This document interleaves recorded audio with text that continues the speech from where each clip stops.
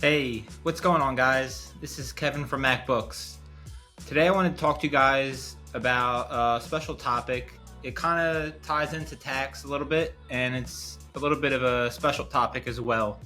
So the topic is solar. So recently I had a few family members and myself looking into solar, and I had been thinking about it for a while, but it's kind of become more pressing because the solar federal tax credit of 30% is going away at the end of 2025. And, it takes a few months for the solar to get installed. So it's kind of becoming, more of a, I guess, pressing matter if I'm going to pull the trigger this year to take advantage of the credit. So I started to, look into a little bit further. I have a buddy who's actually in solar sales. So I hit him up. He gave me a quote, and, we were talking for a little while before that. I was getting more information, as we were talking. But, he finally gave me the quote. He drew up the project, where the panels will go on my house, all that good stuff. But what I was wondering for a long time was, what would the actual return, be on these panels? Would there really be a good return if I put this much out? And how much would I really pay for these panels? Leasing, I didn't really do a lot of evaluation on leases. It's just really, usually it's not advantageous. It may be, there may be some benefit in this scenario to still lease. And I'll show you guys why as I'm going through the evaluation here. But really I focused on a cash offer in my deal or a loan. Because the two big things, if you go on a cash deal or a loan, is you get to take advantage of 30% federal tax credit, and you get the what's called SREC credits in my state of New Jersey, which is basically you get $85 for every 1,000 kilowatts that you produce through your solar panels. So let's just kind of jump into the sheet here, and I'll kind of walk you through what I did. And I don't want to claim that I'm just an accountant. I'm not a solar expert. I'm not an investment expert. And I'm probably missing things in the spreadsheet related to solar. And there's probably investment analysts, that would come at my spreadsheet. But I try to do the best that I can, just to see where I would stand if I do invest from an accounting perspective. I just try to use the knowledge that I did have. So as we start on the first box here, the purchase and the tax credit. So I pulled this information from the proposal that I got from my friend.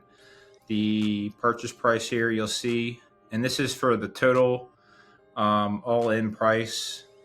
It is $23,811.90. So that's what I'll have to pay all in.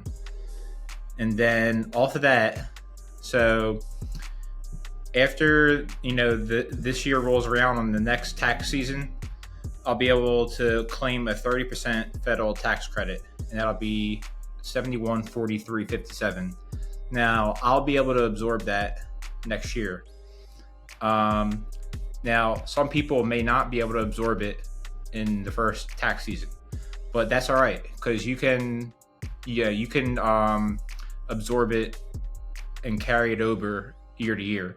So let's just say that you had $1,000 of tax, because there's rules on how much of the tax credit you can claim. But let's just say you had $1,000 of tax, and you can only claim $1,000 of the credit. You can keep rolling it over for, say, the next 5 or 6 years until you can fully absorb that credit. So you don't have to absorb it in the first year. It's not, it's not something you got to do in the first year that you get the panels. All right, so let's keep rolling down here. So the net after the purchase price minus the 30% federal tax credit would be $16,668.33. So that net is really within a few months. If you're able to absorb that within the next tax season and you had it installed, say like 2 or 3 months prior, your net is really like 17 grand or 16.5, whatever, essentially. So, that's pretty good. So let's just keep rolling down. So next part, we have the incentives. So in my state, I believe it's 15 years that we get the incentives of the $85 for every 1,000 kilowatts you produce. So pretty much here, I am projected. Well, I think the panels are projected to produce 10,770 kilowatts. And then the incentives, like I said, are $85 for every 1,000 kilowatts. And the annual incentive rate would be $915 and $45. That's about the right amount. That amount does not include, which I realized later, the slight adjustment due to the panels degrading, which is like very, very small amount, but it would probably, I would say, maybe ballpark like $50 off of that, because basically the panels, would slowly, we'll just say like deteriorate by, let's say, like 0.5% a year, so they wouldn't produce the same amount over the whole life of the panels. So that incentive rate would go down eventually, but it's close enough.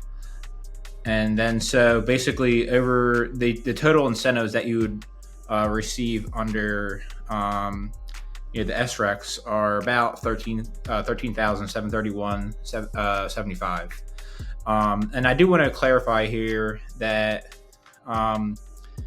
these are legitimate credits, but you do have to keep in mind that there is like what's called net metering. So basically, during the day, you'll be pulling in, and producing through your panels, and then you'll be basically selling back to the, let's say, electric company, and this is how I believe that this all works. And then let's just say like at night, they'll basically, I guess, sort of be selling back to you. So let's just say like you had $100 worth of credits that you sold back to them, but then you use, say, $100 worth of electric. So that's basically going to net out at the end of the month. But if you don't use that much electric, then you would get that credit back. But I just want to keep that in mind. I mean, you can either apply it, back towards the electric that you use, or you get that legitimate credit. So I just want to keep that, on the radar here. And then let's just keep going down. So in the next portion here, we have the utility bill savings. So I kind of pulled this from the sheet, the proposal sheet that they gave me. This is projected over 25 years. They gave me a 4% annual utility increase, and I just used that. Basically, mine was, so my annual utility bill right now is $3,000. So 3,000 times 25 years is $75,000. And then they, added a 4% annual utility increase, which should be the number they came out to here is 102,258.36. So that would pretty much be the amount that I would be paying through my utilities over the next 25 years if I didn't get solar panels, pretty much. That's the amount I would be paying to Atlantic City Electric here in New Jersey. So that's just something we got to notate. All right, so the next portion here is the return on investment. So in this box, the 5,578 is the incentives and the annual savings. So pretty much, let's just click this. So it's basically the savings divided by 25 years. And then we add in the annual incentives. So pretty much what we're doing is, just taking what we would be paying in utility costs and dividing that by 25 years. And we're also adding in the incentives that we would receive, because this is pretty much, we'll just say, the total amount that we're saving over, each year. And then, so the payback period here, so just click in. All right, so our payback, I used the 16,000. You could use the 23, but I used 16 because I felt like it was something I'll recover that 7,000 pretty quickly. So I used the 16,000, and then I divided it by the 5,578 that will be returned to me each year through not having to pay the 3,000 to the utility company, plus my incentives that I'll receive through the SREC credits. And once you do that, your payback period is about a little over 3 years. So that that's not really that long of a horizon. That's pretty short, truthfully. So let's just stop there for a second, because all things considered, there's a lot of things that I don't know about solar, especially repairs and things that may happen in the future. But let's just say those things are not what I expect. I recover all my costs in 3 years. So there's not a lot of downside if, I get my money back within 3 years. You know what I mean? Because it's basically like you're paying the utility company $3,000 a year. You know what I mean?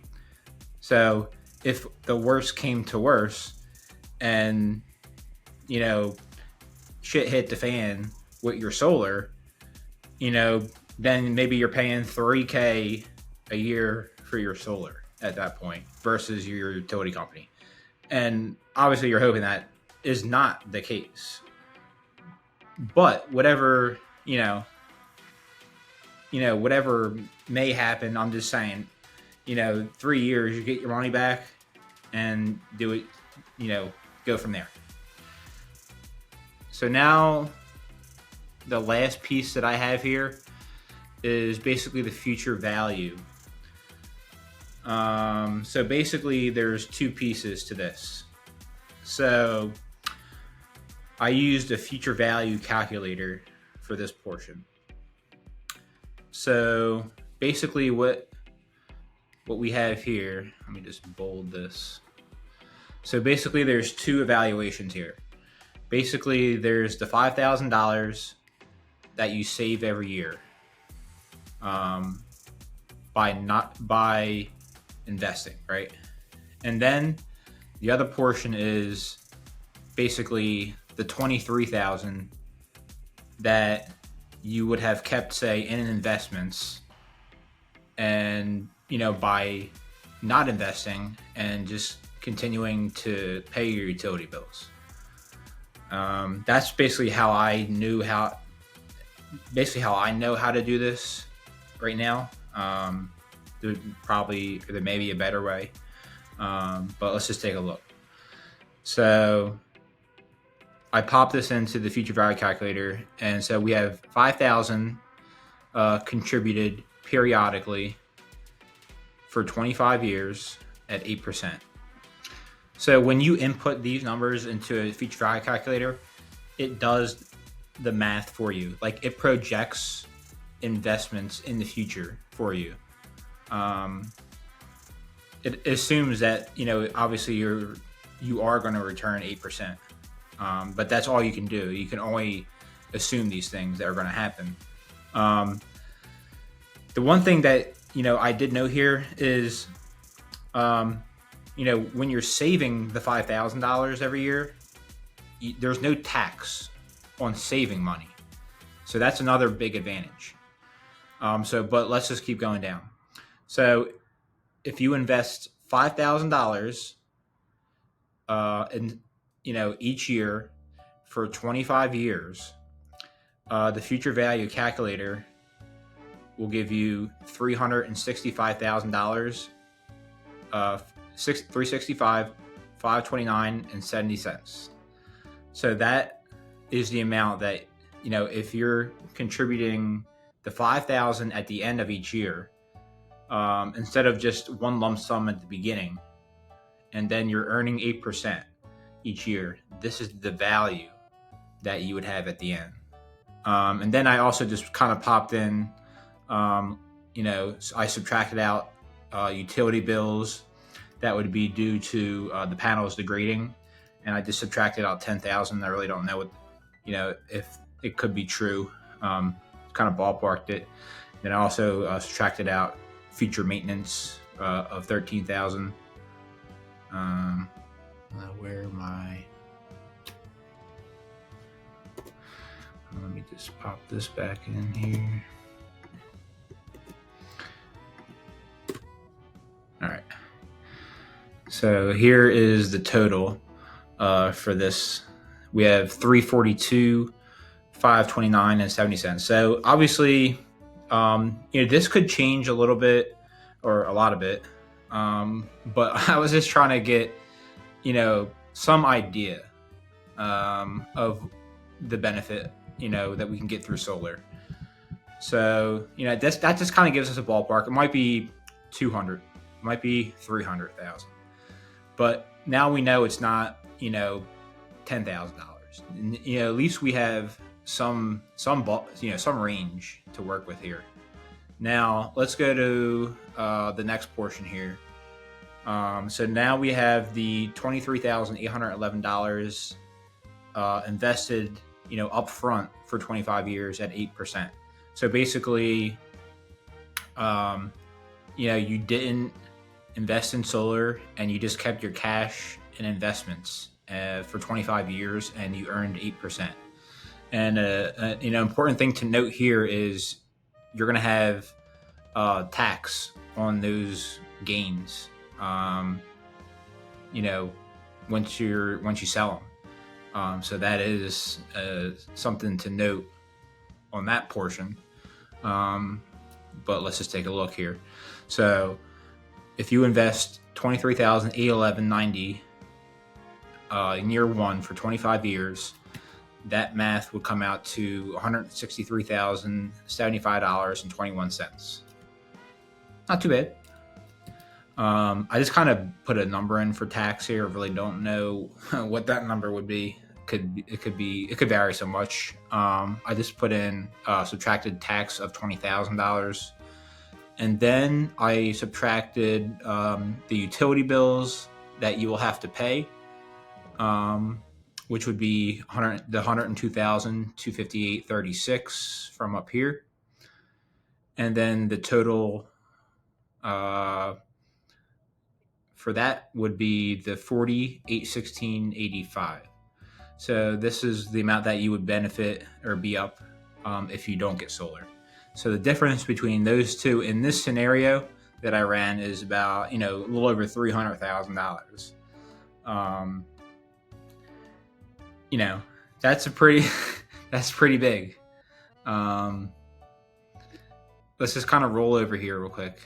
So I used Chat GPT for this portion, like for maintenance, because I was just trying to get a ballpark of things that I didn't know as much about, like what kind of maintenance would be needed and how, panels degrade and things like that. So let's just kind of roll through it real quick. So we have, it gave me like a recommended path. So basically the first part here is it gave me basically 0.5% a year for degradation, which we're going to tackle to the right here. So let's just keep rolling. And then it gave me $300 a year reserve for maintenance, $2,500 at year 12 for inverter. Gave me $3,000 for reinstall of the panels, MISC, and inspection, stuff like that. So the totals will be $7,500 for maintenance, $2,500 for the inverter, $3,000 for reinstall on the roof, and so the total 25 year recommendation was about $13,000. Sounded pretty good for me. And then so we go over to the grading of the panels here. I use again Chat GPT for all this, and it kind of just gave me a schedule of how it would degrade through the 25 years right in here. It's basically 100% down to about like 88%. And then it kind of did like a calculation where, it was dropping down, to 0.5% a year. And then it basically summed the entire 25 years of production, which came out to 253.41. And then, well, that's with the 0.5% degrading. And then if it had no degrading, so you basically have to get the total kilowatts on both of those and then come up with the shortfall. So for me, it came up with the 15,769. And then basically down here, I just plugged in like my kilowatt rate of 30 cents and multiplied it by the 15,769. And so the cumulative loss through that I would pretty much have to pay back to the utility company would be $47.31. That's not annualized for the 4%. So I just kind of popped it in down here. I used ChatGPT to annualize it real quick. And it gave me 78.06 basically for utility bills that I would owe due to the panels degrading. So I just kind of used 10K for that portion. But I mean, that's as much as I know, like from the evaluation side at the moment. I didn't go too much further only because the spread was so large. I didn't really see a point at the moment.